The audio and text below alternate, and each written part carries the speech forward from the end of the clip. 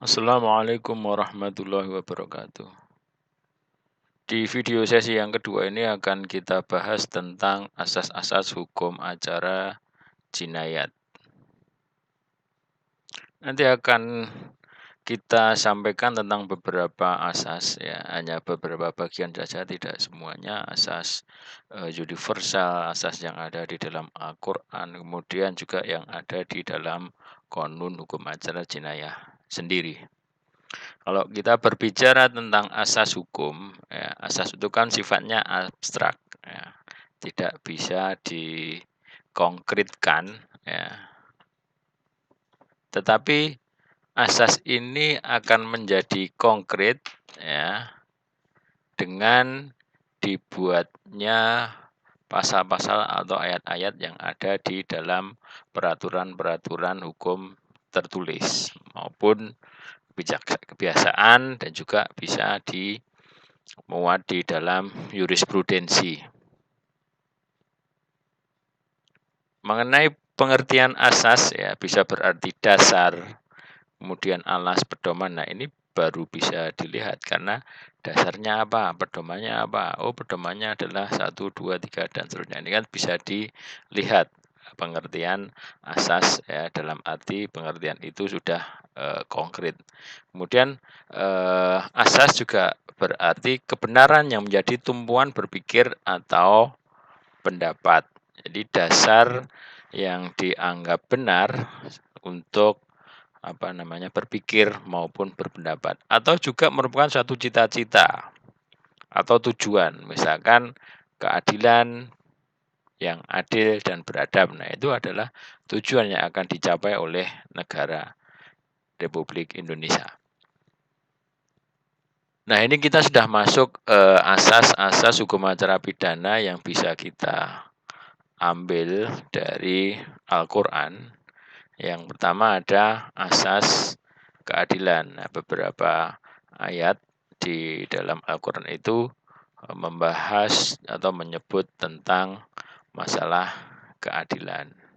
Nah, artinya hukum acara pidana, khususnya pidana Islam, itu harus memberikan keadilan bagi semua warga negara. Kemudian ada asas kepastian hukum. Ya, seseorang itu melakukan suatu tindak pidana atau melaporkan adanya tindak pidana untuk memberikan kepastian hukum bahwa pelakunya adalah yang ditangkap. Nah, ini perlu adanya yang namanya hukum acara pidana. Kemudian ada asas kemanfaatan, artinya hukum acara itu dibuat memberikan manfaat. Ya, untuk apa? Misalkan bermanfaat untuk membuat jera bagi pelakunya, seperti itu. Kemudian ada asas legalitas. Ya. Seseorang itu tidak bisa dihukum sebelum ada dalil ya, yang mengatur tentang masalah itu. Kemudian asas tidak dapat memindahkan kesalahan kepada orang lain. Ya, seorang pelaku ya dia bertanggung jawab terhadap perbuatannya. Tidak bisa hukumannya itu atau kesalahannya itu ditimpakan kepada selain pelakunya. Kemudian juga ada asas praduga tak bersalah. Ini ada beberapa yang berkaitan dengan asas-asas hukum acara pidana Islam yang ada di dalam Al-Qur'an. Kemudian selanjutnya kita akan bahas tentang beberapa asas yang merupakan asas universal dari hukum acara pidana Islam. Ada asas praduga tak bersalah atau presumption of innocence. Kemudian asas oportunitas.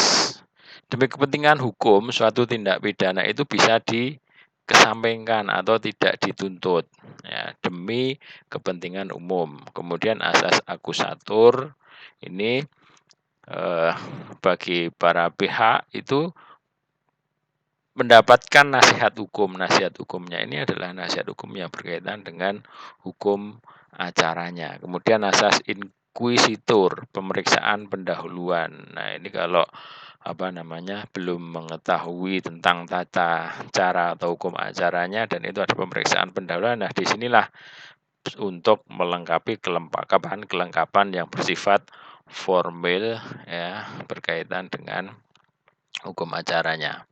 Kemudian audi et alteram partem, mendengarkan kedua belah pihak, independen, hakim bebas dari pengaruh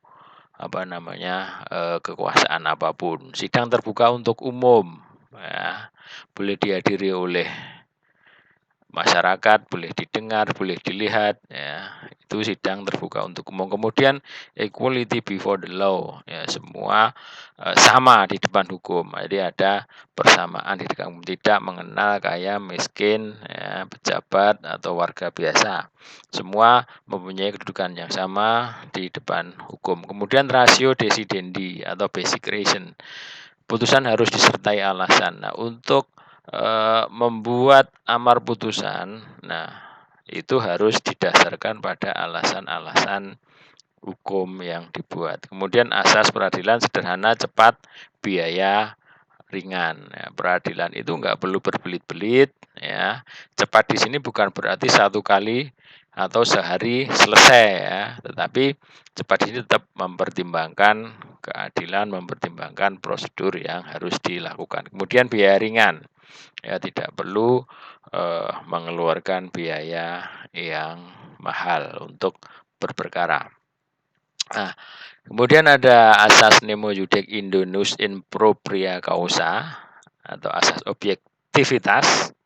Seorang itu tidak dapat menjadi hakim yang baik dalam perkara. Artinya ketika seorang hakim itu terlibat perkaranya, dia tidak bisa menghakimi atau memeriksa perkara yang dia sendiri terlibat di dalam perkara yang akan diperiksa. Kemudian asas unus testis nullus testis, satu saksi bukan saksi. Kemudian ada asas lex superior derogat legi inferiori.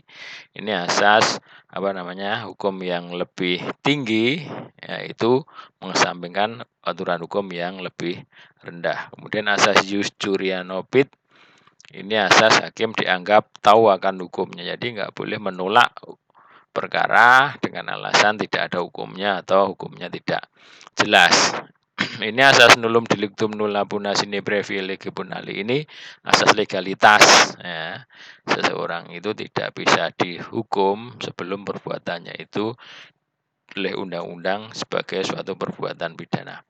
Kemudian asas pemeriksaan perkara pidana dengan kehadiran terdakwa, asas bantuan hukum, ya, setiap tingkatan pemeriksaan wajib diberikan bantuan hukum bagi masyarakat tidak mampu atau tindak pidana dengan ancaman perkara tertentu. Kemudian pemeriksaan hakim secara lisan langsung, jadi tidak boleh diwakilkan dan langsung secara lisan di depan persidangan. Kemudian asas ganti rugi, boleh menuntut ganti rugi apabila ada kerugian, ya. Kemudian rehabilitasi, pengembalian nama baik atau harkat dan martabat apabila perkara yang diperiksa itu ternyata tidak terbukti atau lepas dari segala tuntutan.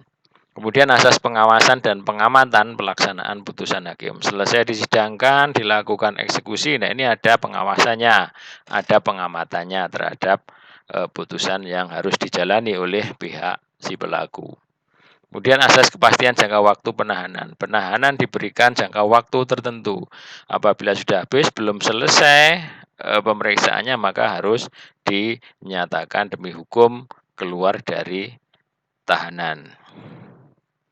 Nah, ini kita masuk ke asas-asas hukum acara pidana Islam dalam konun, ya. Kita bisa temukan di dalam konun Aceh tentang hukum acara pidana Islam. Ada asas legalitas, ada asas keadilan, keseimbangan antara korban, pelapor, ataupun pelaku, terpidana, terdakwa, ya, masyarakat sendiri harus diberlakukan secara seimbang. Kemudian asas pelindungan hak asasi manusia. Asas hukum acara jinayat itu mempunyai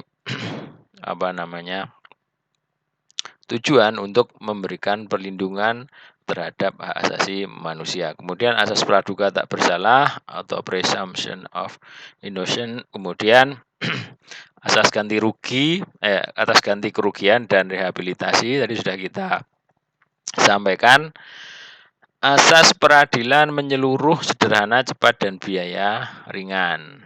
Kemudian terbuka untuk umum, kekuasaan hakim yang sah, mandiri, dan tetap, ini yang kaitannya dengan kekuasaannya independen, kemudian bantuan hukum, dan pembelajaran kepada masyarakat.